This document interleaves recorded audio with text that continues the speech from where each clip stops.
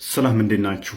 እስቲ አንድ ቪዲዮ አይተን እንመለሳለን። በእኛና በሙስሊሞች መካከል ያለውን የገነት አረዳድ ወይንም ደግሞ ከሞት በኋላ ያለውን የትንሣኤ አይምን መንግስት ሰማያት ምን ይመስላል በእኛና በእነሱ የሚለውን እንረዳ። ይህ ነው እንግዲህ የጀና ጉዳይ።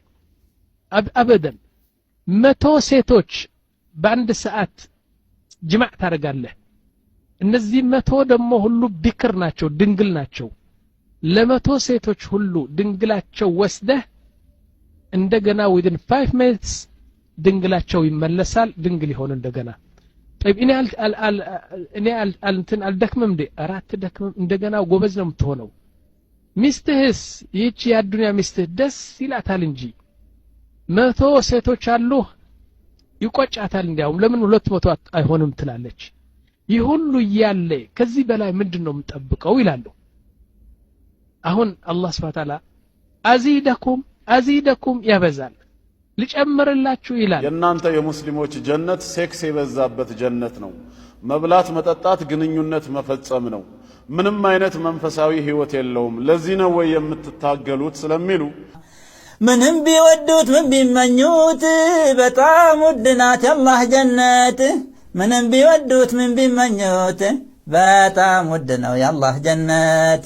ለዚህ ነው ነብዩ አለይሂ ሰላቱ ሰላም በሐዲሳቸው ተናገሩት። መልካም እንደሰማችሁት ነው። በእነሱ መንግስት ሰማያት የሚረዱበት ከኛ ጋር በጣም ተቃራኒ ነው። በምንም ተአምር ሊገናኝ ማይችል ማለት ነው። ኡስታዞቹ እንደዘረዘሩት የተወሰኑ መረጃዎችንም እንመለከታለን ከሐዲስም ከቁርአንም። በእስልምናው መንግስት ሰማያት ማለት ለነሱ ምድራዊ ላይ የሚደረጉ ስጋዊ ነገሮች ወይንም ደግሞ ኃጢአት የተባሉትን መንግስት ሰማያት ሄደ መተግበር ነው። በምድር ላይ ለምሳሌ ጭፈራ ቤት ሄዳችሁ የሚደረጉ ነገሮችን በገነት ውስጥ በእስልምና ይገኛሉ። አንድ ወንድ 72 ያው ምርጡ አማኙ ለሚባሉ 72 ሴቶች ተዘጋጅተውለታል፣ ደናግል የሆኑ። ሼኹ ሲል እንደሰማችሁ ደግሞ 100 ሴቶችም ይሰጡታል ብሏል። ሐዲሶቹ ግን 72 እንደሚሉ በመረጃ እኛ 72ቱን እናወራለን። ኤኒዌይስ ስለዚህ ወንዱ ስራው ምንድነው? እሱ የሴቶችን ድንግልና ማፍረስ ነው። 72 ለአንድ ወንድ ይሰጠዋል። ወንዱ አይደክምም ወይስ ካላችሁ ኢተርናል የሆነ ኢሬክሽን ነው ያለው ወንዱ። ለዘላለም ብልቱ እንደቆመ ነው ይላል። ልክ እንደ ፌሮ እንደተገተረ ነው። ይሄ በሽታ አይደለም ወንዶች፣ በሳይንሱ በሽታ ነው ይሄ። ኢቨን አይደለም እንደዚህ ለአንድ ቀን እንኳን ለአንድ ቀን ተውና ለ2 ሰዓት አረላሱ እንደዚህ ቢሆን ምንም አይነት ደስታን አይሰጥም። ህመም ነው፣ በሽታ ነው። 72 ተዘጋጅተውለታል። ለዘላለም ብልቱ እንደቆመ ነው። ስራው ሴቶችን ድንግልና ማፍረስ ነው። ከዛስ አላህ ደግሞ ድንግልናቸውን ይመልሳል የፈረሱትን። ይሄ ደግሞ ለሴቶቹ ህመም ነው፣ ስቃይ ነው። ደስታ የሚሰጥ አይመስለኝም። ይሄ ብቻ አይደለም፣ ግብይት አለ። አርብ ቀን ሄዶ በሳምንት አንድ ቀን አርብ ቀን የወንዶችና የሴቶች ፎቶ ይሸጣል። እሱን ገዝቶ ይመጣል። ይሄ ብቻ አይደለም፣ በየኮርነሩ ላይ ሴቶች ይቆማሉ። ፒክ ማድረግ ይችላል። ልክ እንዴት ነው እሱ እነኚህ መንገድ ላይ የሚቆሙ ሴተኛ ዳሪዎች ነው የሚባሉት ማለት ነው። በገነት ውስጥ አለ። እንደምታዩቸው ናቸው መረጃዎቹ። ስለዚህ በእስልምና መንግስት ሰማያት ውስጥ የሚጠብቁት የሚናፍቁት 72 ሴት እንድትሰጠው፣ 40 ሄዶ የሚገዛትን እንድትሰጠው፣ እንደገና ደግሞ መጠጥ ይጠጣል። ወይን ጠጅ እንደ ልቡ ይጠጣል። ከዛ ይወስባል። የአላህ ስራ ምንድን ነው? አዚደኩም ማለት ነው። ምን ልጨምር፣ ምን አነሰ? which means አስተናጋጅ ነው ማለት ነው።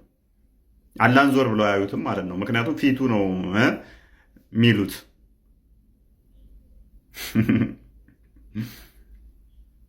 አላህ ፊት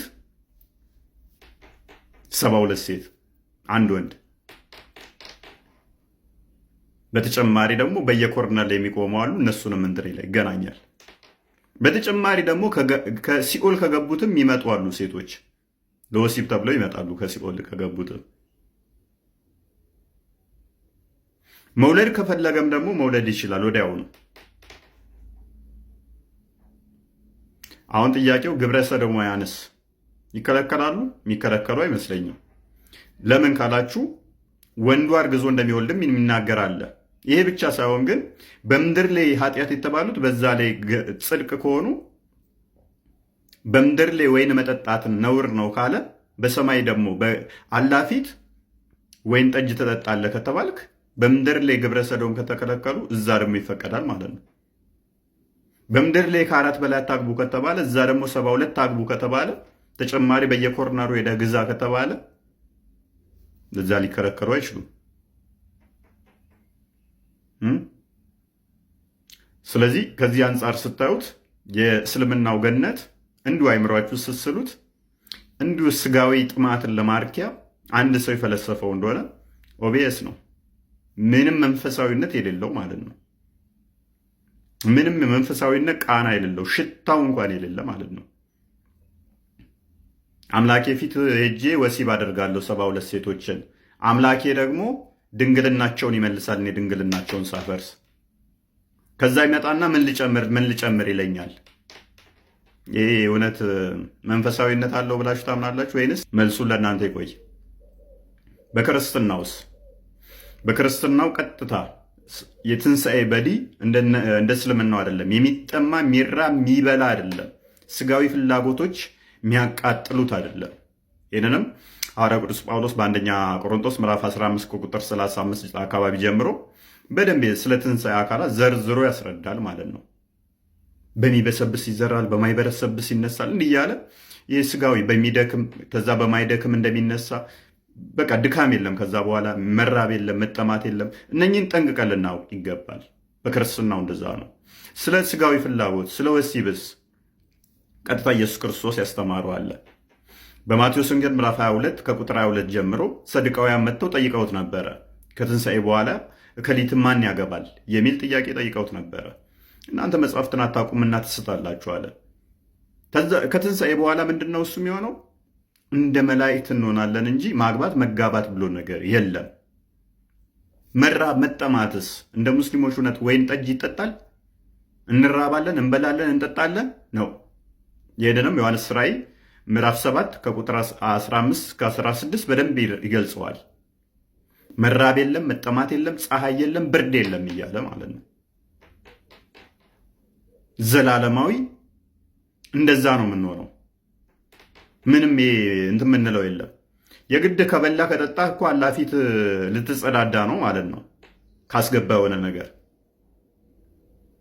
እንደዛ ነገር የለም በእኛ እና ምንድን ነው ስራችን?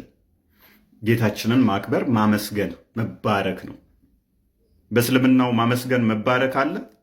72 ሴቶችን ጀማ ትደረጋለ 100 ነው ያለው። አክቹዋሊ ሼኩ ልታመሰግንም አትችልም። ምክንያቱም ራሱ አምላክ ምን ሆነ እንዳስተናጋጅ ምን ልጨምር እያለ በየቦታው የሚመጣ ሆነ ማለት ነው። ስለዚህ የትኛው ነው መንፈሳዊነት ያለው? የትኛውን ነው የምናፍቁት? እድሜ ልክ ብልቴ እንደዚህ ተገትሮልኝ 72 ሴቶች እንደረምሳለሁ ብለህ ነው የምትመኘው? ወይንስ በክብር እንደ መላእክቶች መኖር ነው የምናፍቀው? ምርጫው የእናንተ ነው። ቴንኪው